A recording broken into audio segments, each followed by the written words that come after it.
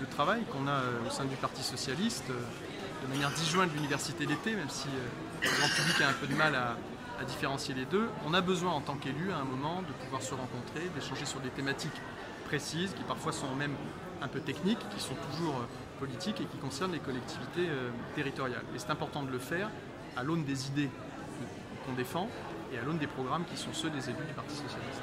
Est-ce que c'est aussi une source de revenus pour le Parti Socialiste? Parce qu'il y a une formation Je ne peux pas le dire comme ça, simplement ça permet d'avoir des temps de formation, parce que ça fait partie aussi du travail d'élu, de se former de manière continue, qui effectivement font partie de l'ensemble du programme de formation tel qu'il existe en France et de cette politique-là, et qui est subventionné publiquement, mais ça n'est pas une source de revenus en soi pour une formation politique. La vraie source de revenus pour les formations politiques, c'est d'avoir des élus, et notamment des élus nationaux, et c'est bien pour ça qu'on a des grands-messes qui sont un peu moins grandes qu'avant, mais des réflexions qui sont toujours présentes.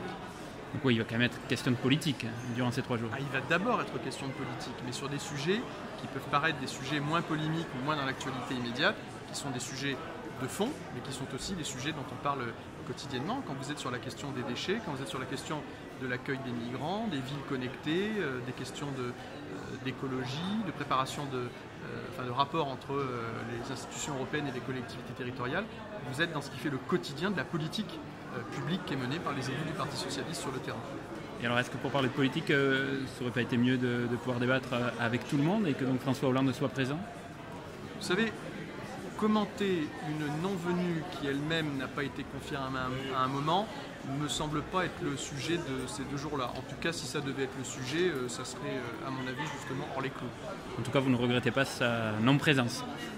Non, mais je ne regrette pas de ne pas me poser de questions aussi compliquées que celles que les médias se posent sur le fait de savoir s'il faut regretter la non-venue de quelqu'un qui aurait pu venir et qui n'est pas venu. On n'en est pas là. Nous, on en est sur des questions concrètes entre élus du Parti Socialiste, mais pour ensuite être actifs au service des gens sur le terrain.